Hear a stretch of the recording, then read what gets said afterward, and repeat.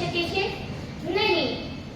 આપણા શરીરે માત્ર રોગોની ગેરહાજરી નહીં, પરંતુ શારીરિક, માનસિક અને આધ્યાત્મિક સંતુલન.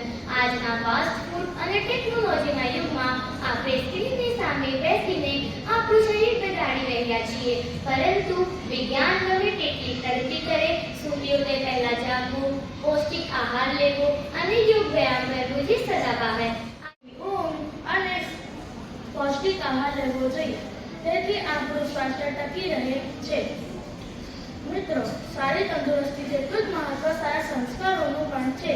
સંસ્કાર આપણને શીખવે છે કે વડીલોનો આદર કરવો, માતા પિતાની સેવા કરવી, શિક્ષકોનું સન્માન કરવું અને દરેક વ્યક્તિ સાથે પ્રેમ અને કરુણાથી વર્તવું. આપીએ તો થોડી વાર રડીને ચૂપ થઈ જશે.